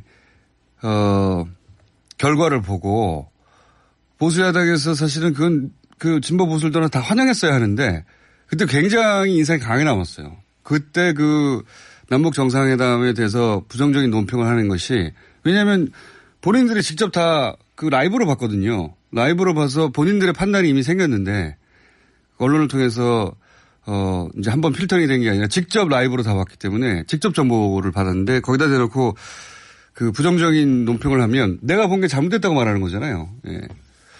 그 굉장히 그때 그 강한 거부감이 생겼다. 그렇게 해석될 수 있는 건데. 자, 어쨌든 그래서 그 PK 지역에서도 지금 보수 야당이 좀 어렵습니다. 현재 스코어. 김문수 후보, 안철수 후보 단일화 프로세스를 지난 주말부터 밟았다고 하는 언론 보도가 이어지는데 거기에 대해서 유승민 대표가 본인은 몰랐다는 얘기를 어제 인터뷰를 통해서 밝혔어요. 굳이. 네. 반대한다는 뜻이죠. 그게 사실 당 대표인데 네. 당에 거의 모든 자원을 쏟아붓고 있는 후보의 단일화를 당 대표가 전혀 몰랐다, 배제됐다라는 것에 대해서 본인이 곱게 생각할 리가 없지 않습니까? 그렇죠. 일단은 뭐 그 사안 자체에 대한 태도가 네. 안철수 후보 같은 경우에는 자기로의 어떤 단일화는 가능하다라고 예. 그 수용할 수 있다라는 입장을 유일한 가능성은 당신이 사퇴해라. 예. 예. 그런데 그것조차도 이제 좀 생각이 유승민 대표는 달랐던 것 같습니다. 유승민 대표는 거기에 대해서 뭐 여론조사라든가 기준도 없는데. 그러니까 자유한국당이 단일화 대상이냐라는 거죠. 누구로의 단일화냐는 두 번째 문제고 네. 자유한국당은 분명히 이제 차별화해야 바른미래당이 살 수 있다라는 그런 이제 일단 기조 자체가 차이가 나는 거죠. 그 김문수 후보의 주장 당대당 통합을 전제로 한다면 그럼 단일화에 응할 수 있다. 이런 조건을 내걸었나 봐요. 거기에 대해서는 지금 선거 며칠 남았다고 당대당을 얘기하고 안철수 대표가 이런저런 뭐 조사 필요 없고 나로 단일화 하자라고 하는 것에 대해서는 뭐 여론조사라든가 기준이 있어야 되는데 기준도 없이 어떻게 단일화 양쪽 모두에서 한쪽은 자당의 서울시장 후보거든요. 그러니까 유승민 후보하고 유승민 대표하고 안철수 후보가 사이가 별로 좋지 않나 보다. 그런 소위 갈등 보도는 많이 나오는데 여의도에서는 어떻게 보고 있습니까? 예, 뭐 그 두 분 개인 사이야 자세히 그 세력과 세력을 여의도에서는 뭐 서로 이제 동상이몽들이 많죠. 자유한국당 의원들 만나면은 그 자신들이 이제 이번 지방선거 후에 제1당이 될 거다 웃네. 그래서 제가 깜짝 놀라서 어떻게 해서 그런 생각을 하시냐 했더니 그 지금 얘기되고 있는 당이 그 결국에는 지방선거 후에 이제 깨질 거 아니냐. 그러면 자기 쪽으로 오게 되면 많은 의원들이 오게 되면은 원내 일당이 된다. 바른정당 소속이었던 의원들이 돌아올 것이다. 그래서 하반기 원구성과 관련해 가지고 국회의장도 자유한국당이 될 수 있다. 이런 이제 야무진 꿈을 말씀을 하는 분들도 있고. 그렇군요. 또 민주평화당 쪽에서도 그 깨지면 이쪽으로 온다. 뭐 그런 걸 또 기대하는 분들도 있고. 다시 국민의당 수로 돌아갈 그러니까 수 있다. 양쪽 얘기를 다 들어보면 일단 깨질 것 같다라는 거죠. 근데 뭐 그게 그런 이제 불안정한 이질적인 또 화학적 결합이 잘 안 되는 측면이 있는 건 사실이지만 실제로 어떻게 될지는 좀 가봐야 할 것 같습니다. 당을 만드는 것도 그렇지만 깨는 것도 굉장히 어려운 일이니까요. 네. 예. 전반적으로 범보수 진영이 구심이 없지 않습니까? 그쵸. 구심이 없는 거고 또 범보수 진영의 그 기치를 갖다가 바꾸겠다라고 이렇게 신보수 세력이 등장했지만 결국에 새로운 세력으로서 보수의 어떤 정통성을 갖다가 바꿔낼 수 있는 새로운 세력으로 인정받는 데는 아직 굉장히 미흡하기 때문에 범보수 진영의 어떤 그 혼란은 앞으로 계속될 것 같습니다. 지방선거 이후에는 그게 더 커지지 않겠는가. 네, 그렇습니다. 예. 그런 전망이 가능하고 그리고 이거 전공 나왔습니다. 대표님 전공인데요. 양승태 대법원장 시절 재판 거래 이게 점점 커지고 있어요. 예. 심각한 문제죠. 이게 이제 점점 더 심각해지고 있습니다. 예. 내용이 구체화되면서. 예. 여기 나온 것 중에 개인적으로 가장 열받는 내용이 있습니까 혹시? 전체적으로 다 열받으시겠지만. 일단은 그 정치 재판을 했다는 겁니다. 사실은. 네, 정치 재판이죠. 정치적인 어떤 그 거래를 통해 가지고 재판 결과를 왜곡시켰다는 건데 이게 그 양승태 대법원장이 지금 현직에 있다면은 이거는 그야말로 탄핵감입니다. 탄핵감이죠. 완전히. 예. 직무집행에 있어서 헌법과 법률을 위배한 것이기 때문에 그대로 이건 탄핵 그 국회에서 탄핵 소추 대상이 되는 것이고요. 그리고 실제로 보면은 주요한 사건은 다 들어가 있어요. 맞습니다. 그 논란이 됐던 사건들 이게 왜 이렇게 판결이 났냐고. 한명숙 재판도 그렇고요. 예. 그다음에 이제 여러 가지 그 KTX 여성분들 통진단 사건도 그렇고 그런 어떤 정치적으로 민감한 사건은 거의 다 거래하려는 어떤 그런 품목에 들어가 있거나 또는 자기들이 실적으로 이렇게 치부하는 6개월 판결 6개월 전에 이미 판결 내용을 전제로 한 보고서도 있고요. 네. 그래서 중요한 거는 뭔가 하면은 재판 결과에 영향을 미쳤냐의 문제인데 방금 지적한 것처럼 6개월 전에 그 재판에 대해서 주요 재판으로 간주하고 예. 계속해서 이제 그 추이를 갖다가 점검하는 그 자체가 그게 영향을 안 미쳤다고 얘기하기 힘든 거거든요. 그 본인들이 원하는 방향으로 재판 결과가 나오기를 기대하고 그렇게 만들어야 되겠다는 의지가 있으니까 그런 문서를 만들었지 않았겠습니까? 자기들만 알려고 그런 문서를 왜 만듭니까? 그래서 지금 가장 좀 이게 격한 반응을 보이는 게 일선 판사들입니다. 맞습니다. 예. 그러니까 일반인보다도 더 이 판결에 영향을 미칠 가능성이 높다라고 스스로 보는 거죠. 자기들은 그 내부 로직을 아니까요. 예. 그리고 그렇게 비치는 한 본인들이 특히 젊은 판사 같은 경우에 앞으로 이제 법원에서 살 날이 많은데 근무할 날이 본인들이 내린 판결도 다 그런 식의 색안경을 끼고 보게 되지 않습니까? 도매금으로 다 넘어갈 가능성이 큰 거죠. 그렇죠. 우리들은 판사가 누가 누군지 모르니까. 예. 이 젊은 판사들이 젊은 판사 아니다. 판사들이 오히려 수사의를 강력히 요구해야 됩니다. 이거. 그래서 잘라내야지. 그렇지 않으면은 이거 대충 넘어가면은 무슨 결론만 나면 그거 가지고 다 정치 판결이라고 할 거 아닙니까? 예, 그렇지 않아도 우리나라가 이제 뭐 유전 무죄, 무전 유죄 등 해서 정관 예우 등 해서 사법제도에 대한 국민 신뢰도가 OECD 회원국 중에서 가장 낮은 보통 제일 높거든요. 예. 가장 낮은 편에 속하는데 예. 이번 사건까지 이제 터졌기 때문에 예를 들면 우리가 뭐 쇠고기 하나 한 건을 사더라도 저 정육점 저 울은 엉터리다. 그러면 그 집에서 소고기를 살 수가 없잖아요. 근데 소고기집 하나밖에 없잖아요. 사법부. 예. 그러니까 지금 우리 국민들은 예. 차라리 이제 외국 법관들 수입에다가 하거나 아니면 AI 있죠.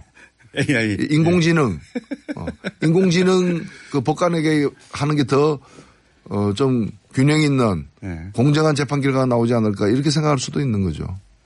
그러니까 이제 그 BH 그 청와대 설득 방안에 한명숙 총리 이름이 등장합니다. 예. 그때 1심 혹은 2심과는 완전히 다른 대법원 판결이 나는 민감한 사안들 그 민감한 거론되는 사안들은 대부분 박근혜 정부가 다 좋아할 만한 결론. 예. 그런 결론이 났던 사건들에 대해서 의구심은 있지만 그런 의혹을 제기하면 이 법관의 독립을 침해한다고 반발을 했었잖아요. 네. 알고 봤더니 그 이름들이 다 등장한다. 이렇게 되면 재심해야 되는 거 아닙니까? 재심? 그 엄격히 하면 재심을 해야죠. 네. 재심을 해야 되는데 재심 전에 저는 그럼 예를 들면 재심을 하면 KTX 승무원들 같은 경우 어떻게 되느냐. 네. 10년씩 걸릴 수도 있는 그 재판을 또 받아야 되느냐. 그래서 재심은 하더라도 저는 구제 조치 명백하게 이것이 왜곡된 네. 결과가 나온 거라면은 다른 행정 어떤 명령이나 다른 조치를 통해서 구제 조치를 하는 것이 저는 도리라고 보고요. 그다음에 그 이전에 이거 제대로 조사를 해야 되는데 지금 이번 조사도 3차 조사거든요. 네. 그럼 4차 조사까지 해야 되느냐. 제가 볼 때는 이제는 수사에 맡겨야 된다고 봅니다. 그런데 네. 이제 서로 견제 관계에 있는 검찰이 법원을 직접 수사하는 게 힘들다면은 이것이야말로 특검을 갖다가 임명해서. 맞습니다. 특검 예. 사안이네요, 이거는. 그래서 제가 볼 때는 국정조사는 안 맞는 것 같고요. 일부에서는 국정조사 얘기도 하는데 국정조사를 하는 순간 어떻게 되는가 하면은 이 나쁜 프레임에 빠지게 됩니다. 이 사건이 이 공정하게 이거는 재조사해야 된다라는 쪽과 아니면 이것이야말로 법원 내에 어떤 이념적 대결. 네. 그래서 이쪽은 이쪽 말이 맞고 저쪽은 저쪽 말이 맞다는 식으로 해가지고 그 보수 야당 쪽에서 분명히 물타기 식으로 또 대응을 하기 때문에 이거는 이제 잘못된 프레임으로 갇히게 된다는 거죠. 그런 점에서 저는 그 국회와 정치로부터 좀 분리시켜가지고 이것이야말로 정말 특검이 해야 마땅한 게 아닌가 봅니다. 9월 정기국회 때 한번 발의해 보시죠. 예. 지금 저희들 그걸 다 각도로 검토를 하고 있습니다. 이 특검은 국민들의 전폭적인 지지를 받을 것 같아요. 예. 만약에 발의된다면. 자, 마지막으로 그 최저임금 인상 관련해가지고 말들이 많지 않습니까? 예. 예. 여기 뭐 KDI 보고서가 나왔는데 그 보고서 작성한 분이 또 그런 얘기는 했어요. 자신이 낸 보고서는 가장 최악의 상황을 상정한 내용인데 그 내용을 과장해가지고 최저임금 인상이 경제에 굉장히 부정적인 영향을 미치는 것처럼 언론이 보도를 해버렸다. 본인의 취지하고 맞지 않다. 이런 얘기도 했어요. 예.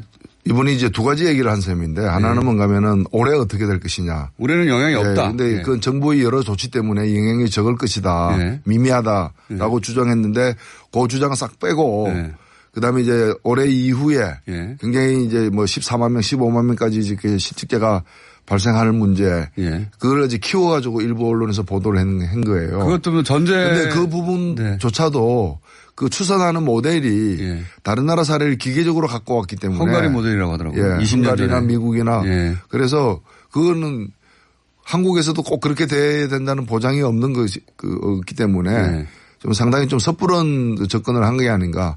과학적으로 볼 때 근거가 상당히 미약하다 이렇게 보이십니다. 그리고 이제 그것조차도 본인 이야기로는 예를 들어서 정부가 아무런 조치를 하지 않는다면이라든가 그 조건들을 전제하고 얘기를 했는데 그걸 쏙 빼고 지금처럼 계속 가면 굉장히 나쁜 결과가 나온다라는 것처럼 보도를 해버렸어요. 언론도 이게 의도적으로 뺀 건지 아니면 보고서를 제대로 다 안 읽은 건지 모르겠지만. 그리고 기본적으로 최저임금이라는 것 자체가 임금이라는 거는 노사 간에 당사자들끼리 자유계약에서 정해지는 게 맞아요. 그러나 그렇게 내버려뒀을 때 그 일정한 기준 이하의 임금이 강제됨으로써 사회적으로 문제가 나니까 국가가 개입하는 게 최저임금제도의 원래 본질이거든요. 과거에 보면 그렇기 때문에 최저임금제를 하게 되면 나쁜 일자리가 없어지는 건 당연한 거예요. 근데 그것을 갖다가 이제 좀 그 마찰적 요소를 갖다가 완화시키는 것이 이제 정책의 어떤 기술인데 이제 그 부분이 너무 이제 지금 그 부작용 같은 게 이제 과장되고 있다라고 보여집니다. 그러니까요. 이때다 싶어가지고 이 재계나 이쪽에서 그리고 뭐 보수 매체에서 근데 보수 매체뿐만 아니라 그 사람들이 한 50년 전, 100년 전에 아동 노동 없앨 때 5살, 6살, 10살, 12살 이런 애들의 어른들의 그 임금의 10분의 1밖에 안 주고서 아동들을 갖다가 이제 노동시켰던 아동 노동 없앨 때도 그럼 가난한 집은 뭐 먹고 사냐 애들이 일 안 하면 그런 논리로 나왔죠. 예, 아동 일자리 없어졌다 이렇게 했던 사람들이에요. 자, 오늘 중요한 사안들 쭉 짚어봤는데 휴일이라서 좀 널널하게 짚어봤습니다. 네. 북미 정상회담에서 혹시 한 말씀 하실 내용 있습니까? 예, 이제 뭐 6월 12일부터 시작된다고 봅니다. 큰 이제 여기가 이제 70년의 역사를 갖다가 뒤집을 수 있는 대하 드라마가 이제 시작되고 기대 만발입니다. 상대가 트럼프 대통령이기 때문에 얼마나 또 우여곡절이 많겠는가. 오히려 지금 공화당의 트럼프 대통령이 민주당보다 더 잘하고 있어요. 민주당보다 훨씬 진보적인 결과를 내려고 하는 와중입니다. 그리고 민주당이 내놓은 정책이 과거의 광호당 강경파 정책보다 더 강력합니다. 예. 오바마도 못한 걸 트럼프가 하는 꼴을 못 보는 거죠, 지금. 예. 자, 여기까지 하겠습니다. 정의당 노회찬 대표였습니다. 감사합니다. 네, 감사합니다. 네, 감사합니다. 네.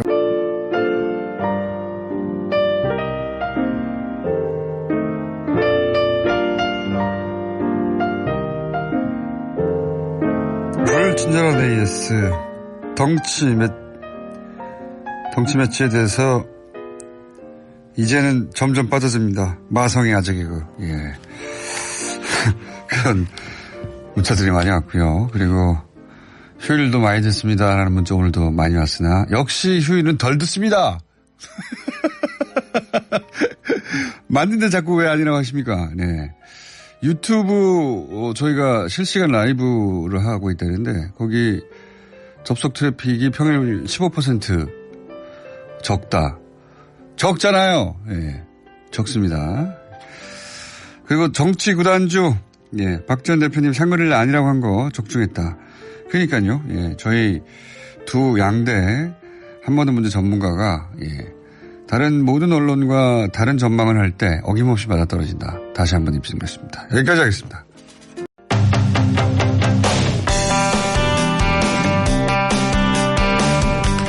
자, 저희가 대략 3주 전에 은수미 후보 의혹 관련한 인터뷰를 했습니다. 그렇기 때문에 똑같은 기회를 부여하기 위해서 이번에는 성남시 후보죠. 자유한국당 바른미래당 후보 차례로 연결해서 같은 시간 네, 기회를 드리겠습니다. 먼저 자유한국당 박정호 후보 전화 연결됐습니다. 안녕하세요, 후보님. 예, 김어준 공장장님 안녕하세요. 네, 반갑습니다. 우선 본인 소개하고 예, 출마의 변 간단하게 일단 말씀 주십시오. 예, 자유한국당 성남시장 후보 기호 2번 박정호입니다. 저는 가난 농부의 아들 태어났습니다. 그리고 행정고시를 합격해서 고위공무원을 지냈습니다. 예. 그래서 밑바닥에서 성공한 사람입니다. 서민의 아픔을 잘 알고 있습니다. 성남의 미래를 설계할 수 있는 경륜도 있습니다. 제가 모든 것을 걸고 마지막 작품을 성남시에 쏟아부을 계획입니다. 예. 마지막 작품이라고 하신 이유는 뭔가요? 예, 이제 행정도 이제 제가 거의 나이도 들었고, 네. 그래서 저 모든 것을 성남시 발전에 걸겠다는 비장한 각오입니다. 마지막이라고 말씀하셔서 제가 갑자기 궁금해졌는데 그럼 이전 경력을 좀 말씀해 주십시오. 예, 이전에는 제가 행정고시 33회를 합격했고요. 네. 4개시 부시장, 성남시 부시장을 비롯해서 4개시 부시장을 했습니다. 아, 4개시나요? 예. 그리고 중앙부처 과장, 국장을 거쳤습니다. 중앙부처로 하시면 행정안전부 지역발전과장을 행안부에. 했고요. 예. 예, 최저개편 추진위원회 개편기획국장을 했습니다. 알겠습니다. 다른 지역도 마찬가지지만 지금 전국적으로 대통령 효과 덕분인지 지금 민주당의 지지세가 좀 꽤 높은 편입니다. 근데 본인이 이 민주당의 은수미 후보보다 네네. 어떤 점에서 경쟁력이 더 있습니까?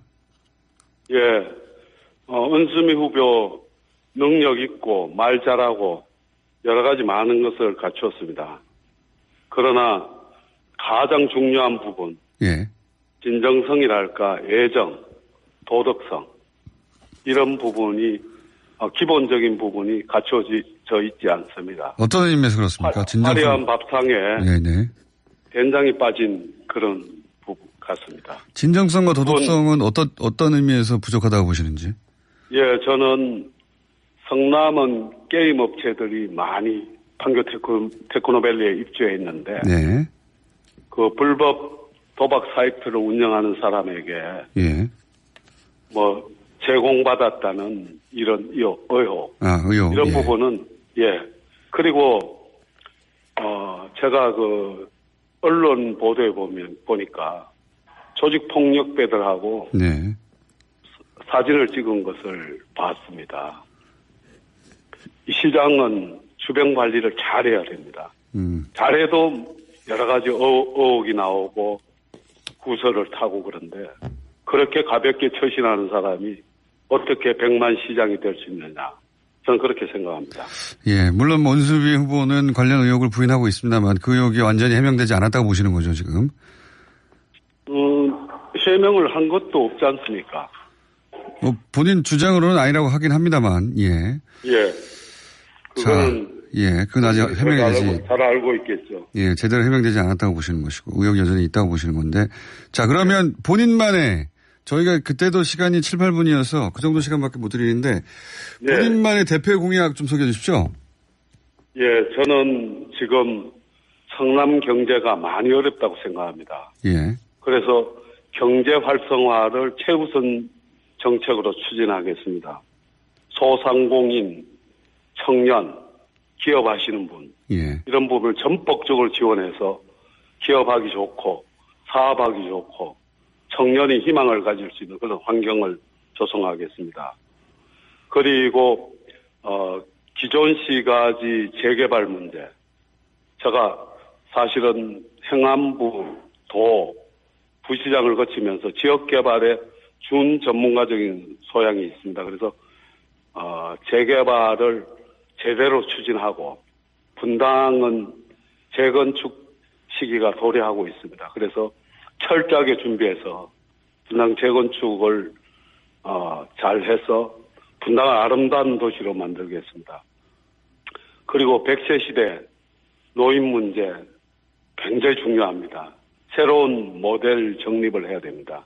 제가 노인 일자리 문제, 노인의 노후 생활을 아름답게 하는 문제 이런 부분을 공약으로 가지고 있습니다.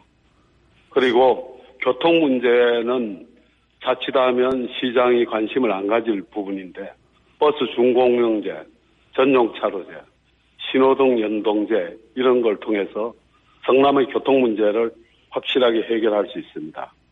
그리고 또 한 가지 수돗물이 기존 시가지는 좀 질이 낮은 수돗물이 공급되고 있습니다. 아, 그래요? 네. 보도 정수 처리 장치를 갖춰서 정말 안심하고 마실 수 있는 물 공급을 하겠습니다. 성남은 그 수돗물의 질이 좀 상대적으로 낮습니까? 다른 지역보다? 네, 성남이 이분화되어 있습니다. 아, 그렇군요. 분당 쪽은 비교적 고도 정수 처리된 물을 먹고요. 예. 기존 시가지 수정 중원은 일반 정수 처리된 물을 먹고 있습니다. 아하. 그래서 이 부분은 제가 시장 되면 바로 환경부를 방문해서 그 물 문제를 협의해 나갈 계획입니다. 알겠습니다. 후보님 오늘은 여기까지 듣겠고요. 당선되시면 네. 저희가 축하 인터뷰 한 번 더 하겠습니다. 네, 오늘 말씀 감사합니다. 네네. 아이고, 공장장님 너무너무 영광이고 감사합니다. 네, 권투하십시오. 네, 고맙습니다. 네, 지금까지 자유한국당의 박정호 후보였습니다. 네. 이번에는 바로 이어서 바른미래당으로 가보겠습니다. 바른미래당의 장영하 후보님 전화 연결됐습니다. 안녕하십니까? 안녕하세요. 네, 본인 소개하고 본인 출마의 변 간단하게 해주십시오. 예. 바른미래당 성남시장 후보 장영하 변호사입니다. 네. 서울이 법률상 특별시지만 성남이야말로 지휘적 위치 등 여러 가지 면에서 정말로 특별한 도시입니다. 제 역량을 잘 발휘하여 성남시의 장점을 잘 살리면 성남시 전국 최고의 부자 도시로 세계적 초일류 명품 도시로 만들 수 있다고 확신하고 있습니다. 그 결과 시민들이 편안하고 행복한 삶을 누리게 하려고 출마하게 된 것입니다. 자, 기본적인 그 출마 변은 들었고요. 예. 우선 다른 후보에 대한 평가도 제가 좀 여쭤봐야 되는데 우선 그 민주당의 은수미 후보가 여론조사 결과가 좀 앞서가니까 예. 은수미 후보 말고 본인이어야 하는 이유를 좀 어필해 주십시오. 예. 작년 대선 때부터 예. 제가 지금 모란시장 등 그 성남시 전역에서 예. 시민들 계속 인사를 하고 있고요. 그래서 시민들이 많이 감동하고 있고, 그다음에 이제 성남시장 후보들 중에 가장 훌륭한 인물이라고 이렇게 주변에서 평을 하고 있습니다. 주변에서요? 네, 저는 예. 주변의 규모가 얼마나 되십니까? 갑자기 그 말씀하시니까. 예. 예, 가족들 아닌가요 혹시? 천만에요. 예. 그럴 리가 있습니까? 예. 하여튼 탄탄한 지지 그룹이 있으시다. 그럼요. 예. 예. 저는 시장 자리 자체가 목적이 아니라 예. 어떻게 하면 정말 그 시민들과 성남시를 편안하게 행복하게 잘 사는 동네로 만들 것인가에 대해서 예. 항상 지금 그 고민하고 있고 노심초사하고 있습니다. 그래서 저는 세상에 성남시에 유익한 인물이 되는 것이 제 꿈이자 목표입니다. 예. 그거는 아마 은수미 후보도 비슷하게 답변하실 것 같은데 은수미 후보의 차별점이라든가 은수미 후보가 이런 약점이 있다든가 그런 점은 없습니까? 많죠. 그걸 좀 말씀해 주십시오. 예. 우선 은수미 후보는 성남시 지역에 예. 기여한 것이 전혀 없습니다. 제가 판단하는 전무고요. 뿐만 아니라 예. 최근에 이제 언론 지상에서 많이 거론되고 있습니다만 조폭으로부터 지금 여러 가지 후원을 받았는데 그거에 대해서 완전히 오리발 내밀고 있고 예. 또 지금 신문 지상에 보도 얘기를 했습니다만은 그 일정표 같은 게 구체적으로 표가 나왔는데 그거 거의 무시하고 극히 일부만 심부름 시켰다. 또 몇 가지만 시켰다 이렇게 하고 있는데 그 구체적인 일정을 이제 그 운전 기사에게 이메일로 보낸 게 공개가 됐어요 언론에. 네. 그거 보면 거리가 상당히 멉니다. 그래서 이렇게 신뢰성이 없는 후보가 과연 성남시와 시민들 위해서 제대로 봉사할 수 있을 것인가. 우선 지금 제가 표를 달라고 할 때 말과 시장이 되고 나서 이게 완전히 다르지 않을까 이런 것이 염려되고 있습니다. 그리고 은수미 후보 거듭 말씀드리지만 성남시와는 사실 아무 연고가 없는 분입니다. 비례대표 국회의원 하다가 지역 국회의원 하겠다고 성남 지역에 내려와서 활동을 좀 했었고 그다음에 이제 이번에 시장 나오겠다고 한 것이 전부인데 그런 분이 성남 시민과 성남 지역에 어떤 내정이 있는지 증명되는 것이 밝혀진 것이 전혀 없습니다. 제가 알기에는. 알겠습니다. 그러니까 요약하자면 기여한 바가 없고 제기된 의혹에 대해서 충분히 해명하지 못했다. 예. 그렇죠. 예. 네, 알겠습니다. 물론 은수미 후보 본인은 다르게 얘기하겠지만. 물론 그렇겠죠. 예. 그럼 본인만의 경쟁력은 뭡니까? 은수미 후보 약점은 그렇고. 아까 말씀드렸다시피 저는 이제 1989년도에 성남법원 판사에 부임한 이래 성남지에서 계속 살았고 분당 불우화동 후원회 이웃사랑 모임, 사랑 장기 기증운동본부 경기 동지역본부 이사, 또 성남시 호남 향후회장 여러 가지 지역에 봉사활동을 많이 했습니다. 성남의 기아마가 오래된 역사를 가지고 있다, 개인적으로. 예. 그럼요. 그 다음에 이제 무료 상담, 이런 무료 법률, 그 어려움들 위해서 선임을 해서, 법률 지원한다든지 여러 가지 활동을 많이 해서, 이제 저희가 언론에 지금 많이, 등장하지 않아서 그렇지, 저희를 아는 지인들은 저희에 대한 지지가 압도적입니다. 압도적인데 여론조사 지표상에서 안 나타나는 이유는 뭐라고 보십니까?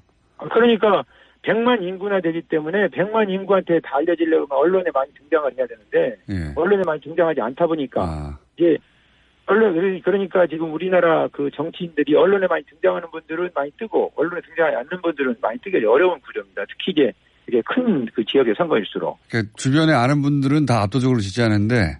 그렇죠. 다른 분들은 몰라가지고, 예. 예. 그 언론이 좀 야속하시군요. 야속한 건 아니고 그런 부분을 이해할 수밖에 없지만 어쩔 수 없지만 이제 그런 의미에서 사실 선거법상의 사전 선거운동 금지 같은 것도 기득권 보호를 위한 것으로서 저는 그런 것이 제가 역할을 하게 되면 철저히 그런 것을 이제 개혁운동을 하려고 합니다. 사전 선거운동 금지도 결국 국회의원들이나 힘 있는 사람들이 기득권 보호를 위해서 방어막을 친 것이다 이렇게 생각을 하기 때문에 그런 부분을 철저하게 개혁하고 개선해야 된다고 그렇게 생각을 하고 있습니다. 그 문제의식은 저도 공감한 바가 있긴 합니다만 근데 성남시장이 되시면 사전운동 폐지를 할 수 있는 권한이 생기는 건 아니어서 권한이 생기는 건 아니지만 권한이나 또 혹은 예를 들어 국회에서 할 일인데 그럼 국회의원에 출마하셔야 되는 거 아닙니까? 그러니까 저는 사회 모순점을 개혁하고 개선한다는 차원의 문제 제기를 하는 것이고요. 알겠습니다. 그러니까 시장이 그런 권한은 없지만 그런 캠페인이나 그런 저거는 얼마든지 시민들을 설득하고 언론을 설득하고 이렇게 할 수 있는 거 아니겠습니까? 성남시장으로 성남 시민부터 사전 선거운동이 그 기득권 보호를 위한 그런 제약이기 때문에 성남 시민부터 설득해 나가겠다 이런 말씀이시네요. 그렇죠. 성남 시민부터 설득하고 또 이제 성남 시장이 되게 되면 아무래도 이제 언론의 인터뷰라든지 여러 가지 해서 사전 선거운동만이 아니고 기득권 타파 이런 것들에 대해서도 아주 저는 과거부터 많이 느끼고 있습니다만 이번 선거운동 과정에서도 정말 이게 심각한 문제구나. 그래서 이런 것을 이제 대대적으로 협파해야 된다고 생각을 하고 이번에 처음 출마하셔서 아주 뼈저리게 느끼셨군요. 그 부분을. 그건 아니고요. 전에도 출마한 경험이 있는데. 그러시군요. 특히 이제 최근 들어와서 그 부분을 더 이제 강하게 느끼고 있는 거죠. 알겠습니다. 저희가 딱 시간이 제약돼가지고 오늘 여기까지만 해야 되겠는데 당선되시면 저희가 직접 스튜디오에 모셔서 못하신 얘기 듣겠습니다. 오늘 말씀 감사합니다. 감사합니다. 공무원님 시청자 여러분. 안녕히 계십시오. 바른미래당 장영하 후보였습니다. 내일 뵙겠습니다. 안녕.